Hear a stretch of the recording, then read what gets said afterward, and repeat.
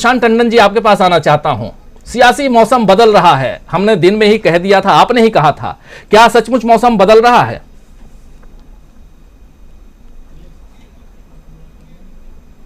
प्रशांत जी की आवाज। मौसम तो जी हाँ। ठीक है, अब मेरी आवाज आ रही है। आ जी। रही आ रही। मौसम तो देखिए जनता को बदलना है, लेकिन जनता को मौसम बदलने के लिए एक जमीन चाहिए। तो चुनाव का बड़ा बेसिक सिद्धांत है, और इलेक्शन कमीशन, मैं उसी पे सीधे आ रहा हूँ, इलेक्शन कमीशन और सुप्रीम कोर्ट के मामले पर।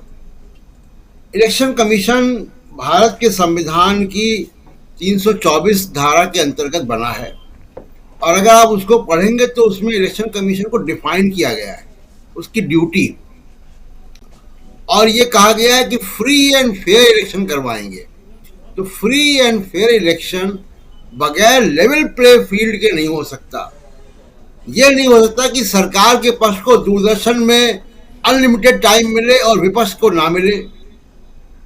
ये नहीं हो सकता कि मॉडल कोड ऑफ कंडक्ट का वायलेशन सत्ताधारी पार्टी की तरफ से लगातार होता रहे और उस पर संज्ञान न लिया जाए। बहुत सारे ऐसे मुद्दे हैं, हम लोग रोज इस पे बात करते हैं।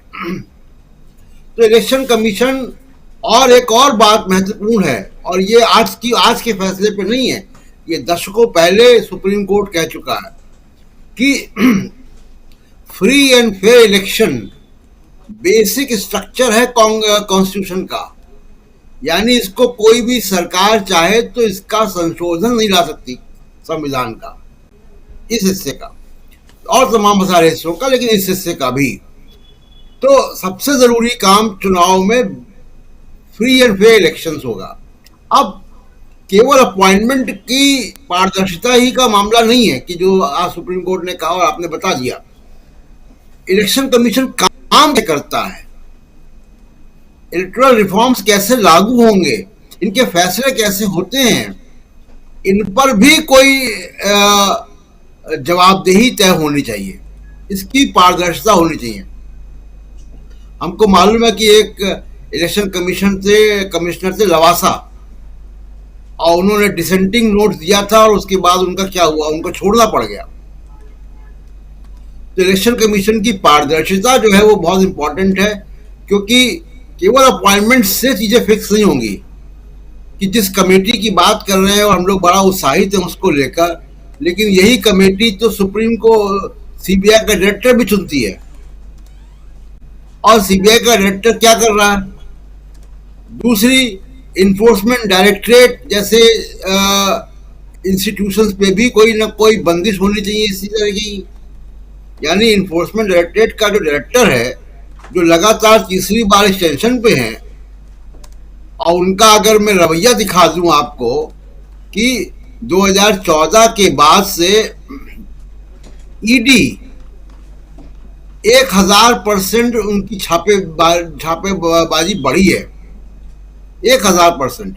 और उस छापेबाजी में 95 से 98% विपक्ष के नेताओं पर है। तो केवल इलेक्शन कमीशन से नहीं होगा, बहुत कुछ करना होगा। और लेकिन एक मैं मानता हूं कि हाँ, एक पॉजिटिव डायरेक्शन की तरफ चीजें बढ़ी हैं। देश में पिछले 6, 7, 8 सालों में संवैधानिक संस्थाओं की कमर टूट गई थी। तो उसमें क्या होता है राजीव जी, कि अगर एक संस्थान ठीक होता है तो वो कईयों को ठीक करता है। तो अगर सुप्रीम कोर्ट ने अब संज्ञान लेना शुरू किया है इन सब चीजों का, और जिम्मा उठाया है कि वो ठीक करेंगे, जो काम सरकारें नहीं कर रही वो करेंगे, तो मुझे लगता है कि बहुत सारी चीजें होंगी। एक चीजें और हुई हैं, अडानी का आपने जिक्र किया। दोनों मामलों में सरकार के ऊपर बहुत बड़ा कमेंट है। सरकार ने इलेक्शन कमीशन के मामले पर इस प्रक्रिया का विरोध किया था, और ये कहा कि हम जो करते हैं वो ठीक करते हैं, इसमें सुप्रीम कोर्ट अपना हस्तक्षेप ना करे। उसके बावजूद किया। तो ये अविश्वास है सरकार का एक संवैधानिक संस्था की तरफ से। अब उसी तरीके से अडानी के मामले में आप देखिए, पूरी दुनिया में बात हो रही है, 12 लाख करोड़ निकल गया, LIC घाटे में है, SBI को घाटा हुआ, खातेदारों का पैसा डूब रहा है उसमें। लेकिन सरकार ने कुछ नहीं किया। सेबी ने क्या किया वो विजिबल नहीं है, कहीं बंद कमरे में कुछ किया, लेकिन उसका कोई इम्पैक्ट दिखाई नहीं दिया। अब वो सुप्रीम कोर्ट ने 2 कमेटियां बना दी, वहां पे सेबी को कहा कि जांच करो, और एक कमेटी बनाई जो कि रेगुलेटरी इश्यूज को सुझाव देगी उस पर। जी। ये दोनों मसलों पे सरकार के प्रति बड़ा अविश्वास है। अब इससे मौसम कैसे बदलेगा? मौसम ऐसे बदलेगा कि अब लेवल प्ले फील्ड होगी। आप देखिए कि इतना बड़ा कांग्रेस का अधिवेशन हो गया, तमाम अपोजिशन पार्टीज की रैलियां होती हैं, प्रेस कॉन्फ्रेंस होती है, और मीडिया कवर नहीं करता। मीडिया क्या करता? उल्टा काम करता, समाज में नफरत फैलाने का काम करता, मदद करता है बीजेपी की। हिंदू मुस्लिम, रोज रात में डिबेट हिंदू मुस्लिम चलता है। इस पर जो ब्रॉडकास्टिंग स्टैंडर्ड अथॉरिटी है, broadcasting and digital standard authority, जिसका अध्यक्ष सुप्रीम कोर्ट का रिटायर्ड जज होता है, जस्टिस सीकरी इस वक्त हैं, और वो 2024 मई तक हैं उनका टेन्योर। उन्होंने नफरत करने वाले चैनलों के ऊपर 75,000 रुपए का जुर्माना लगाया और कई वीडियो हटवाए हैं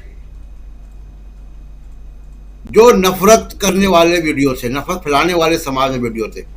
ये 3-4 इंडिकेशन ऐसे आए हैं कि लग रहा है कि चीजें जो लोकतांत्रिक संस्थाएं काम नहीं कर रही थी, उनको एक अलार्म बजा है अभी। अब ये जैसे ठीक होंगी तो विपक्ष की जो राजनीति होगी उसका असर दिखाई देगा। जी राजीव जी। जी बिल्कुल बिल्कुल। मीनू जी, किस रूप में आप देखती हैं? और बहुत अहम दिन, शुरुआत से ही मैं कह रहा हूं, लेकिन जो कोर्ट के फैसले, 2 अहम फैसले, और साथ साथ 5 राज्यों में चुनाव, उपचुनाव 6 सीट पे। एक तो चलिए अरुणाचल प्रदेश में वहाँ कोई दूसरा खड़ा ही नहीं हुआ और बीजेपी का कैंडिडेट वहाँ जीत गया निर्विरोध, लेकिन बाकी जो 5 सीटें हैं उसमें से 3 सीटों पर कांग्रेस की जीत होती है। उसके अलावा इन तीनों राज्यों में आप देखिए तो यहाँ भी कांग्रेस का प्रदर्शन पिछली बार से अच्छा है।